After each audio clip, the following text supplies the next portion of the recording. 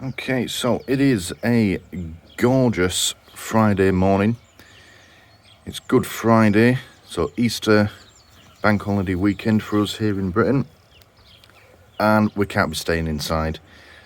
I've been inside working for a better part of a month now, and I've barely been out. We're going out for a bit, and now seems like a good enough time to start some work on the cars. As you can see, there are 5 cars here at my household. 3 of them belong to me, 2 of them to my partner.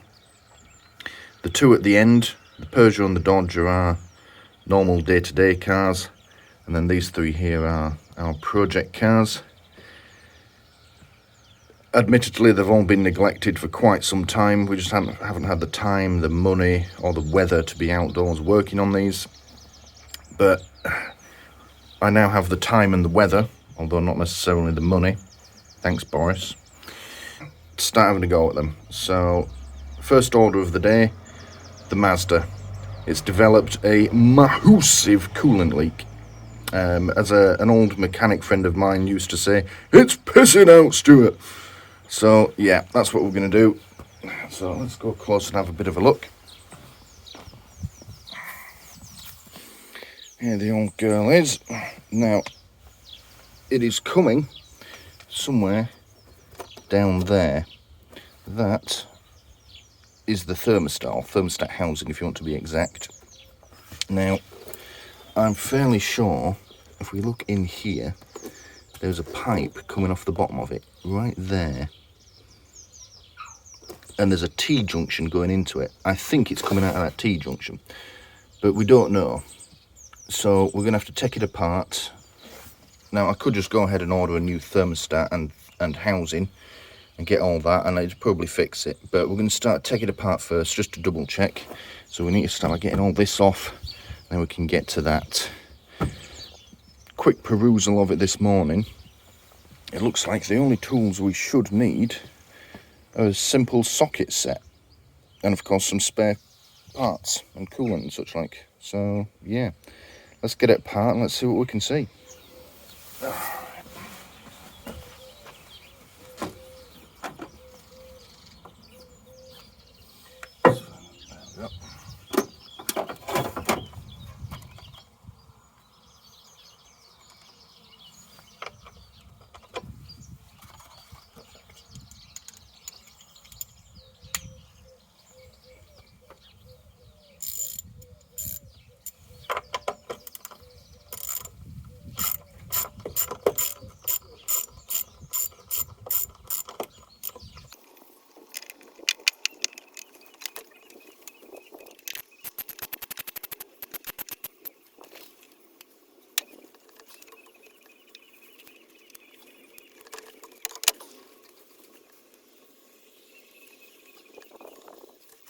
Well, should have known it won't be that easy.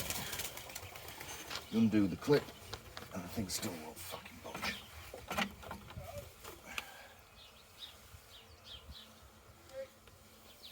Right, let's get some more tools.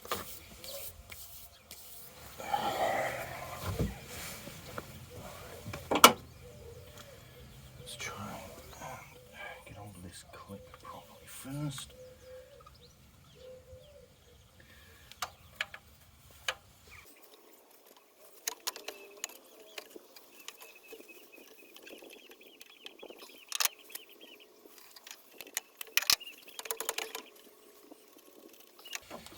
It's going to come off one way or the other.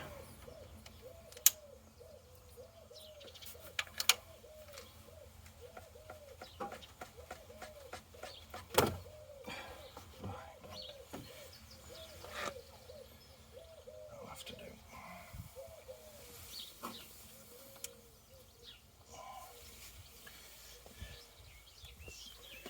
Alright, now that I can actually see, we're going to start her up, and I think it's going to be coming out of there.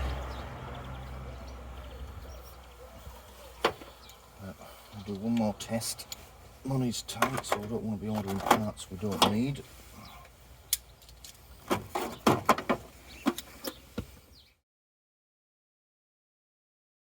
And as is oh so often the case, whenever I attempt something like this, the universe finds a way to slow me down.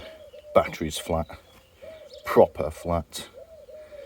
So yeah, that's a good couple of hours lost by the looks of it. There was no life in it whatsoever. I suppose it's my own fault for leaving it stood for over a month. Never mind. So yeah. Alright, well, I need some breakfast. I haven't had any yet. We're out of coffee, so I'm going to go out and get some. We'll see what this looks like when I get back. Okay, right, let's give it a go. I've been out, got myself a coffee and some AA batteries. That still says charging, but if it can have enough in it just to start the engine, then we can get on. So we'll unplug that. Let's go around the front and see if we can get the old girl going. It's been an hour. Kind of hoping this can... Being Good Friday, everywhere shuts at 2, so I'm kind of keen to get on. That's looking better. All the dashboard was flickering last time I tried this. Not quite. That's frustrating. Alright, we'll give it a bit longer. See, this is why I'm glad I checked. All I've done, I haven't even started the engine. I've just filled up the coolant bottle in preparation for starting it up. And there's our leak. That's not the thermostat. I thought it was going to be coming out of this bit, specifically this T-junction here. But apparently not. It appears that is our leak down there. So now we've got to figure out how we get to that and how we fix it.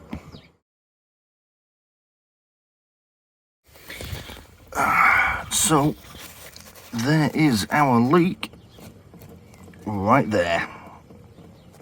Didn't even need to start the engine. Fill the coolant bottle up to the top and it just starts pissing out of that hole. Now that, if we follow this pipe up, it comes around here and then into the thermostat. So, yeah, I was in the right area. That's going to be a fucking pain in the ass to get to. I really don't want to start taking belts and pulleys off of this thing. I was hoping it'd be a simple matter of just unbolting it and bolting a new part on. But cars are never simple.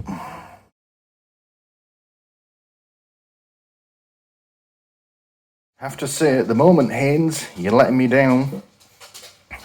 I've always sworn by Haynes manuals. I've got quite a few of them for various cars that I've owned, and I've always found them to be really quite useful. I know people in the trade, mechanics, like to take the piss about people that buy them, but you know what, fuck you. But at the moment, this one's letting me down. I think I've identified the part it's coming out of. Nothing in here on how to replace it, or even get to it, or even what it's called. So yeah, it looks like it's the inlet pipe to the water pump. Thankfully not the fucking water pump itself, because that involves taking all the cam belt off, which I just, well, I don't have the tools or the skills to do, so. But yeah, not too impressed at the moment with your Haynes. Alright, so I didn't actually do any filming for the next few hours working on this car. Reason being, there wasn't a right lot going on. All you would have seen was me just removing one part or undoing one bolt to find that I then have yet another one to undo. And I actually spent most of the day just trying to get to see the part that I need to replace. And to do that I had to remove, well, you saw me remove the intake, the air intake earlier. The air box with the air filter in it, that all had to come off. That included disconnecting the air mass meter and what I'm assuming is an air intake temperature sensor as well. That all had to come out. The washer fluid bottle, that had to be removed, and it has this enormous brass bracket that holds it in place as well. That all had to come out. And then I spent probably about 4 hours trying to remove the aluminium heat shield from around the exhaust manifold. And the reason that took me so long is one of the bolts was rounded off that holds it in place. And it couldn't have been one of the ones at the top that was easily accessible. No, it had to be the one that's down the back of the fucking engine with two other coolant hoses in the way of it. So yeah, there's no footage of that, but there's not a lot to see really, other than me leant over the engine bay just struggling to get this damn bolt out. It finally came out, but fuck me. One bolt broken, rounded off, seized up. It can just ruin your entire project. This could have been done in one day in theory, but it's now at least going to be a 2-day project at this rate.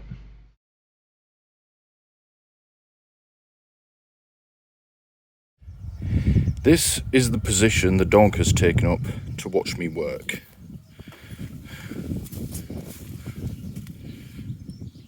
Ella!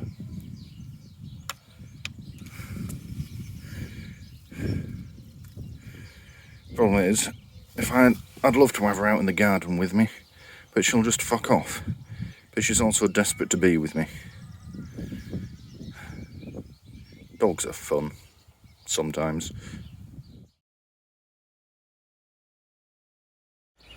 Alright, so it's now nearly 5 o'clock in the evening, and this is the progress we've made. I have spent, Christ knows how many hours, trying to remove this little nut. It was down there, completely inaccessible and rounded off. But it's out. And the bit I was trying to remove was this, the heat shield that sits over the exhaust manifold right there. And the only reason it needed to come off was so that I could have a look at this pipe arrangement along here. It goes up and under the manifold. And looking at it, yeah, there looks to be one bolt holds that pipe in place. If we come in here, that bolt there has a clamp attached to it that these other bolts don't have, and it appears to be holding that coolant pipe there in place. And the reason I'm interested in that is if we follow it under here, it goes into the part that we're looking to replace that's behind this, which is the power steering pump. I think the power steering pump is going to be a job for tomorrow, because I've been bent over this car engine for around 6 hours so far today trying to get that fucking thing apart. And I've had enough. I want to go make some chicken. We're going to tackle removing that pump tomorrow, because somehow I get the feeling that's also going to be a fucking ball ache to do. In the morning. So I thought I'd just take this opportunity to share these pictures that I took of this little critter that was waiting in my outdoor socket. I found him, or her, don't know, when I went to disconnect the battery charger. The battery was fully charged. It was about 9 o'clock at night. At least as far as I can identify this, it is a false widow spider, and it's one of Britain's few venomous spiders. I seem to get quite a few of them in and around my house. So I'll leave a link in the description if you want to know more about them. Okay, so it's now the following day. It's not the following morning. I had stuff to do this morning, and then I had to work, and then it turns out that my current socket set wasn't quite up to the job of removing this power steering pump, so I had to go out get another one. It's a bit more meaty and up to the job. So yeah, it's now 5:30 in the evening. I'm going to try and get a bit of work done before the light gets too bad. The sun's setting behind the house. We're at the front of the house, so we're in its shadow now. It's unfortunate, but never mind. But yeah, quick recap of yesterday. So we found the leak, and to get to the leak we've had to remove the air intake, or the intake pipe, or ducting, whatever you want to call it, the air box that was there. The washer bottle has had to be removed. The enormous brass bracket as well has had to come out that holds the washer bottle in place, and the heat shield around the exhaust manifold has also had to come out. So that's still connected to its like pipe work and wiring, just so I can move it out of the way. But yeah, and then that's had to come out as well. So we're going to have a quick go, because this is the last thing we need to do in theory to get to the offending part, is remove the bolts. So there's a bolt there, and there's one through this gap here in the pulley. We loosen those, and then we supposedly slacken this off, and it will slacken this belt, and then it will allow us to remove the pump. At least that's what the instructions say. Somehow I don't think it's going to be that easy. But we don't actually need to completely take it away. These pipes here are rubber and therefore flexible. So I'm hoping to be able to just take it off the belt and off its mounting bracket and move it out of the way, because I don't want to be taking all this pipework off, because then it introduces air and I'll have to start bleeding the power steering system, and that seems like just even more of a pain in the arse. So yeah, we're going to undo these bolts and then see where we go from there. Somehow I get the feeling something's going to go wrong. Start this top one, because why not?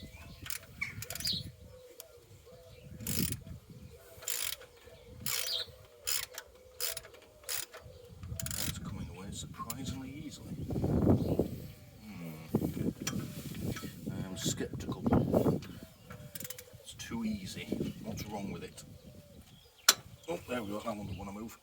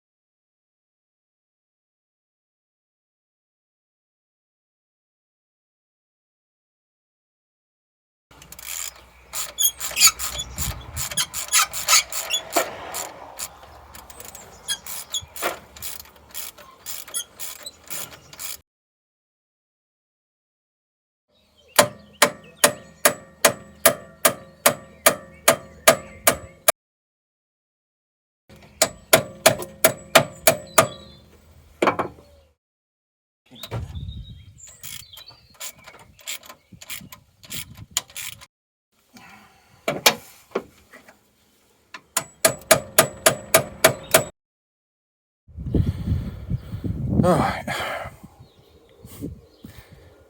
Now for a second there I thought things were going well. First bolt came out really easy. Second bolt, a little bit of resistance, but once we cracked it, it came out. The tensioner bolt though, fuck me. This thing does not want to slacken. It seems to be getting stuck, and no matter how hard I hammer at it now, it was getting stuck down here.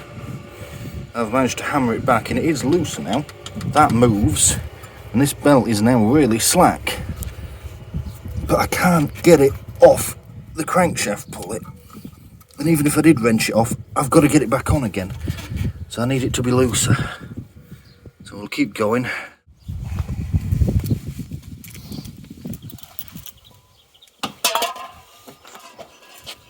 Oh, that's fucked up.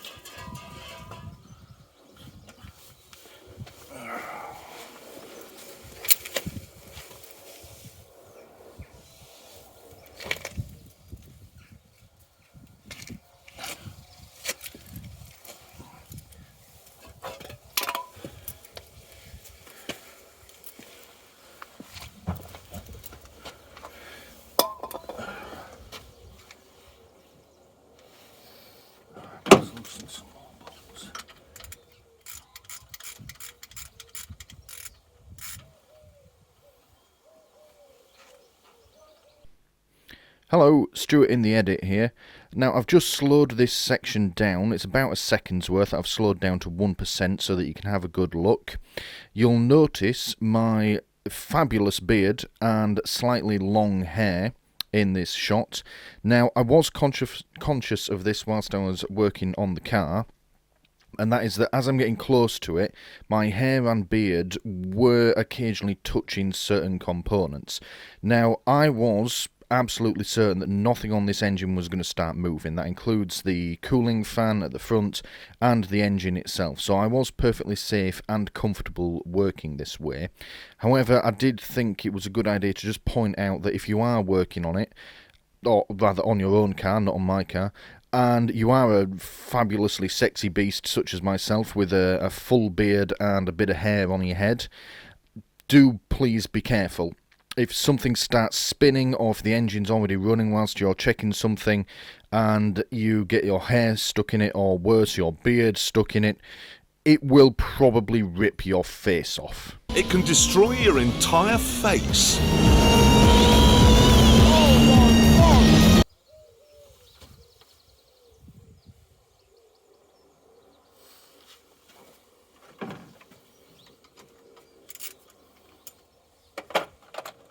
About 2 sets now.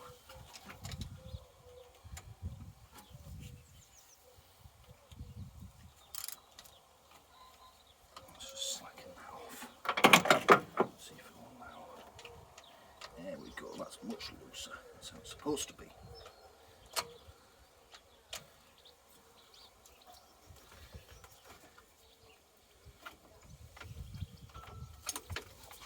Hey. Look at that. Belt as well is actually in pretty good nick. I'll show you this. Yeah. It's alright, that. So much else in the engine bay is obviously old and coming apart, so it tells me these belts aren't quite so old. Now that's off, it should let me undo these other bolts and get the whole thing apart.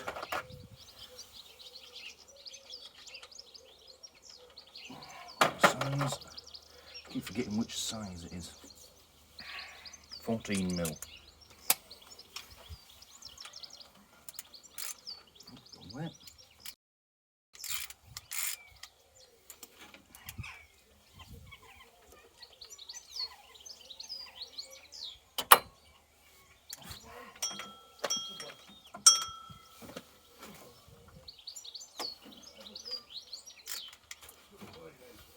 For God's sake, need me spanners now.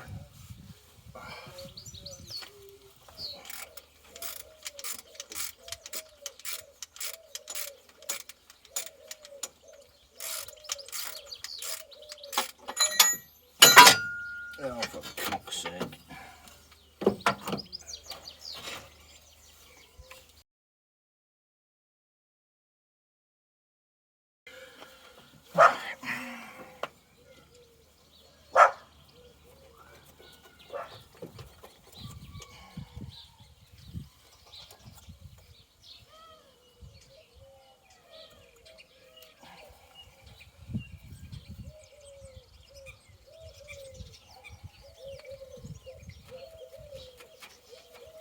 Come on, out we go. There we go. Right.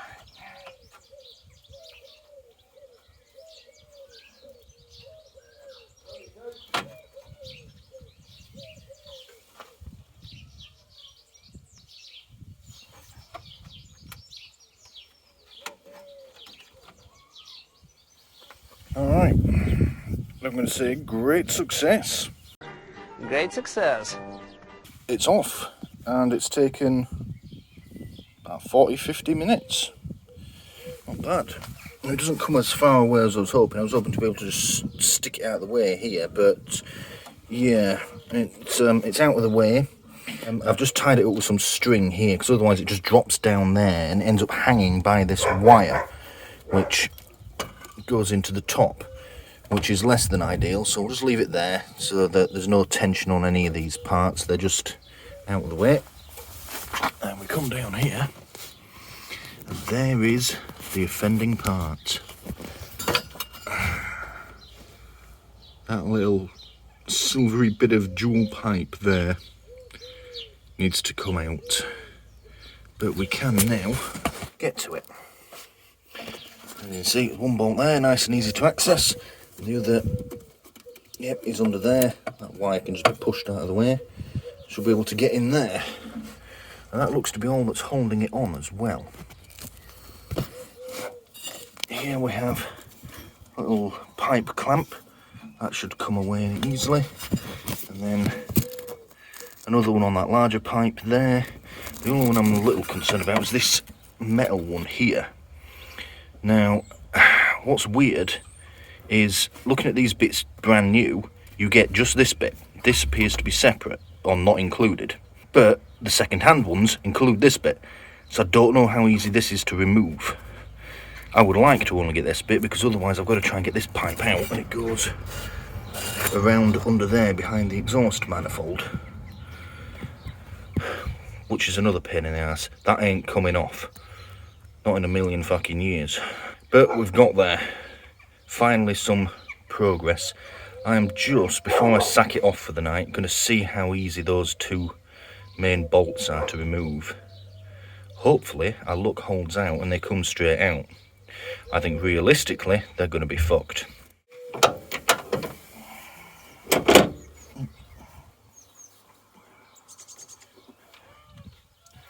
Nope. So that's better. Okay.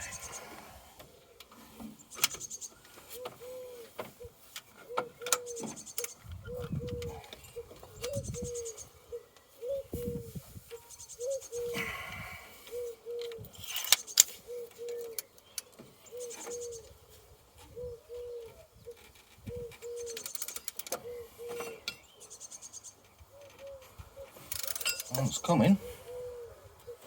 It's resisting, but it is coming out. I'm amazed. Absolutely fucking amazed.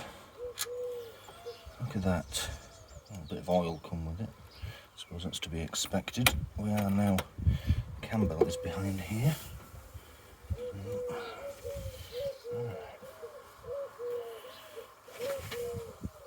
Let's try and get to the bottom one, shall we?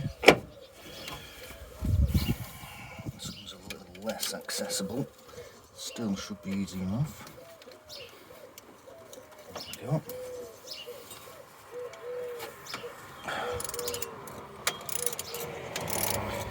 It's even easier.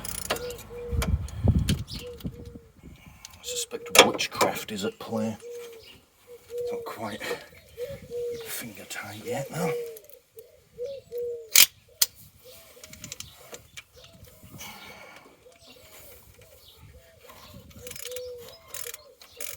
I think in the morning, when I come back to work on this for a bit longer, I'm going to dig out my axle stands first because my lower back is fucking killing me. Oh, it's loose. I'm just going to swap to this smaller one.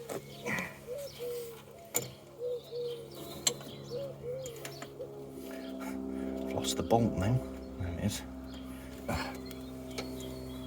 Christ's sake. We're so fucking close.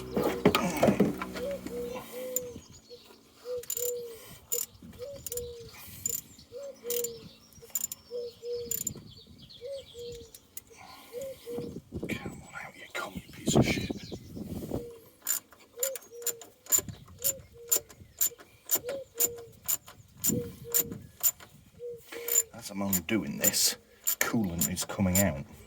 Well, it's not really coolant anymore, it's just water, but liquid is coming out, which bodes well. How long is this bloody bolt? There it is. There we go.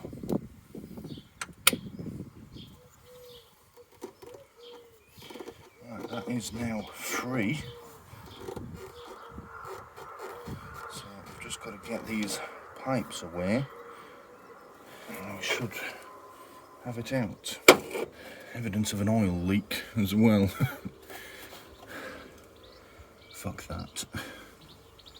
Right, where's me pliers? Let's get those hose clamps off.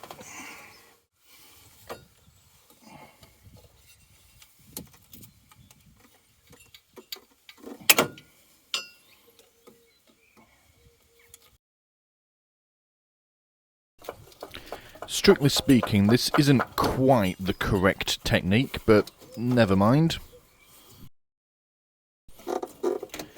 This isn't much better, but to be fair, that bottom coolant hose has been a fucking pain in the arse. It would not come off.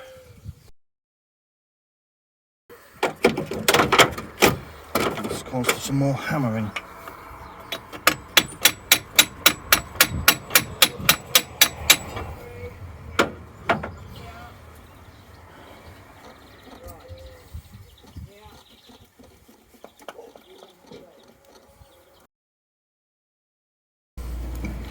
Just pausing the time lapse again here to point out that little clamp that I've just applied, the sort of locking welding style clamps, those are absolutely invaluable for any number of DIY tasks. Not just working on cars, but I've used them around the house as well in various DIY projects, super gluing things. I actually used that very clamp that you see there to remove the rounded off bolt on the exhaust heat shield earlier in the video. I've got a larger one somewhere. They come in all different shapes and sizes. They're all relatively inexpensive as well, but they are absolutely invaluable in your toolbox. Highly recommend you get yourself a set.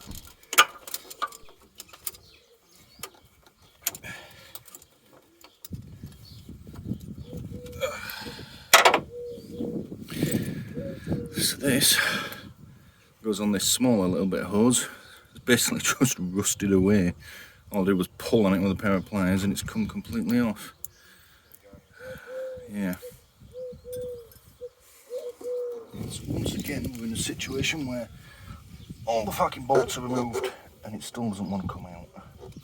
That clamp's just keeping this clamp loose. None of that hose wants to come out anyway. This bit of pipe in here doesn't want to come off.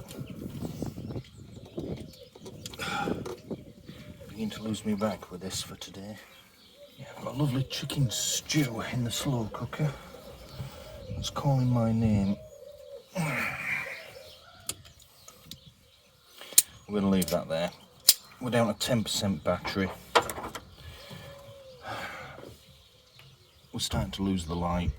I'm going to call it a day. Alright, quick roundup of the day's progress before we call it a night. Go inside, get cleaned up, and have some chicken broth. It's been in the slow cooker for a better part of 24 hours now. Actually quite impressed with the progress that we've made today. I feel like we've made more progress in the 1 hour this evening than I did all day yesterday. But yeah, power steering pump is off. The bolts are out of the part that we need to remove. Although I can't actually remove it because the two coolant hoses don't want to come off. I'm getting very tempted to just cut them and order new ones. I'm going to see how much they are before I do that. If they're a couple of quid, they're getting chopped. I am going to chop the shit out of you. And then I can't seem to separate it from that metal hose. So we're going to do a bit of research on what we're doing wrong there. Maybe I'm just not pulling hard enough. Maybe once it's on, it's not meant to come off again. Who knows? Then again, why would they sell brand new ones without that extra bit of piping? There must be a way to get it off. So we'll do some research on that. But I'm happy with it for tonight. Like I say, barely an hour's worth of work done on this. We've made, well, I feel like we've made more progress than I did all day yesterday. Let's go inside, get cleaned up, get some grub, and we'll tackle this bright-eyed and bushy-tailed in the morning.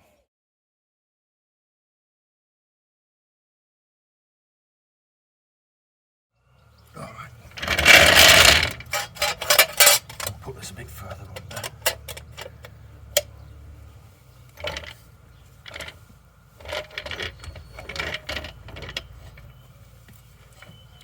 Get right under the actual chassis. Perfectly safe place to jack it.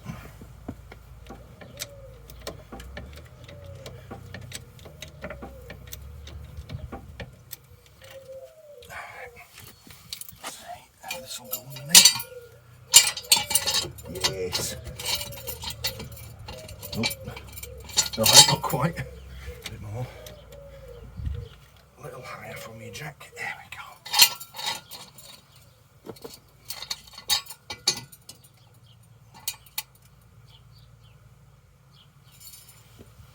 Right. Now I've got to do this very gently, so I quickly dropped it earlier.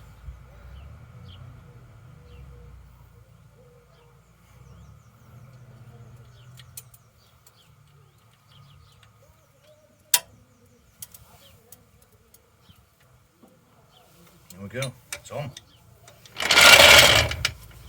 Alright, let's do the other side. Right, let's get the second one under. Now, important thing to note, the car as it is at the moment, it's not in a very stable position. The reason being, with one side up, the only bit of the handbrake really is on that wheel. The only bit that's actually doing anything, because the other wheel's barely touching the ground. So the only thing stopping this rolling is the axle stand itself, which shouldn't be relied upon, and one handbrake, one side of the handbrake. Now, this vehicle does have a centre point. You can jack it up by the front subframe, which would lift the front up evenly and keep both back wheels on the ground. The only problem with that is the car's so low down that I can't get the trolley jack under it and still be able to pump it with the handle. So you've only got about that much space, so you can't, I couldn't do it. I tried it off camera. So we have to do it this way, jack it up one side at a time. So yeah, and I did say don't use one stand at a time, so I'll have to be quick with this. But yeah, this is probably the most dangerous part of using these. If you are able to jack the car up from the middle, so it raises either end up evenly, then do that. But unfortunately in this instance we couldn't. So let's be quick about this. And the other thing is, as I now lift this side up, we're decreasing the effectiveness of the one remaining handbrake. When we are increasing the effectiveness of the other side at the same time, but you still need to be quite careful. And chocks ain't going to work either, because we're lifting the wheel up, so even if I'd put the chocks down first, it wouldn't have made any difference because we're decreasing the effectiveness of those as well. So fortunately I'm at the side of the car, so if it does fall off, it's only going to go that way, and it's only about 6 inches from the front of the Mini, so it's not going to go anywhere other than just bumper to bumper with the Mini.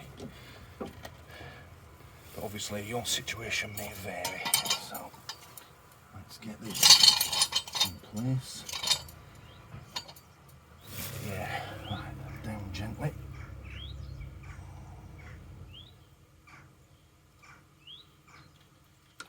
Ooh. There we go.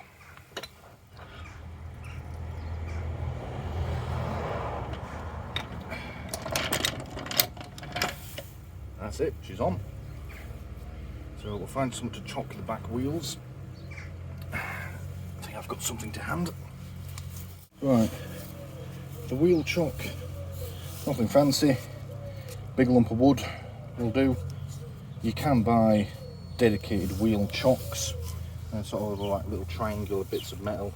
It's not entirely necessary, so you do, and then make sure it's in, and that'll do the job. Then you put one either side, ideally, so it can't roll forwards or back. In this situation, obviously, it's only going to go one way, and that's back. It ain't ever going to roll forward unless I put it in gear and make it roll forward. And of course you do both wheels. Yeah, that's all you need. I'll show you the difference it's made. As you can see, it's not raised it by much. That's where it was before, knee height. But yeah, as I was saying, the vehicle is stable. It's not going to go anywhere, so it's just as good as it being on the ground. But everything is now a lot easier to reach. I'm not having to bend over as much. I mean, if it's at the back, I'm starting to bend over. It's okay, everything's just that bit easier to reach, and I can always come around the side. there's the bit that I needed. And of course we're only on the lowest setting of these axle stands, so it could go even higher if needed, but I don't know if I'm going to gain much really. I mean, it could bring it up to here, but I've still got to bend over that distance, so that's a good height. And if I wanted to, oh, right now, Bella, good go. Yeah, I could still comfortably get underneath if I wanted to access anything underneath the car. Like I do want to do an oil change on this at some point. So, yeah. I'm happy I bought them.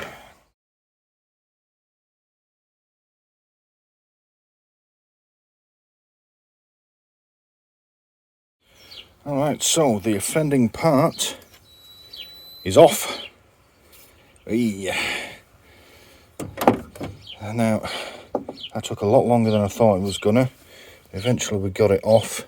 I did want to try and separate this pipe part from this bit, because it's this part that's actually leaking, but I don't think they're meant to come apart once you've pressed them together.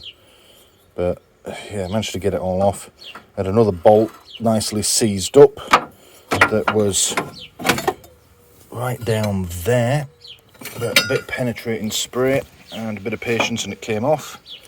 And then we eventually got bottom radiator hose to come away, just a bit of work on the clip. It's down there now. Yeah, a bit of work on the clip to get it well out of the way, and twisting it backwards and forwards. Eventually just sort of cracked almost, just so you know, unseizing it from this, because Christ knows how long it's actually been stuck on the end of there. So yeah, we did that. That came off fairly easily, and then that gave me much more flexibility with this part completely unbolted to get hold of this little thermostat hose here. A bit of twisting force and that's come right off. I still might just renew that hose anyway, because it's looking a bit worse for wear on the end. But it is off. So I'd say that's probably the halfway point now. We're at the bit where we need parts and then it needs to start going back together. Now, the leak after all that was that tiny little hole that you can see there. All of this work, that tiny little hole, and you can see it's just corroded through this pipe. Clearly this bit that we're looking at now is a different material to this, because that looks to be okay, a bit of surface corrosion, and then this bit's rusty as fuck.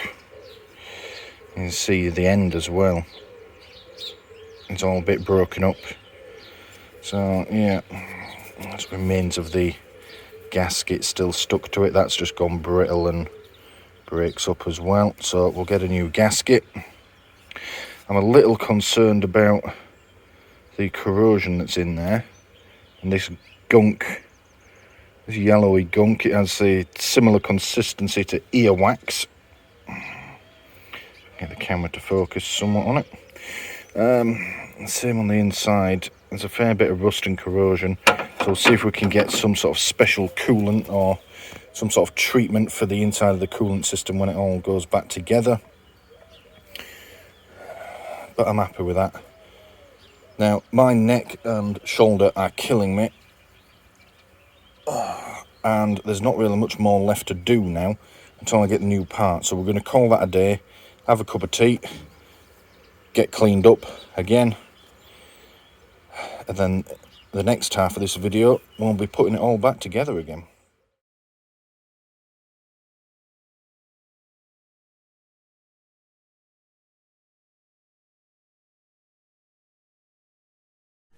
Thank you for watching this video on doing stuff and filming it.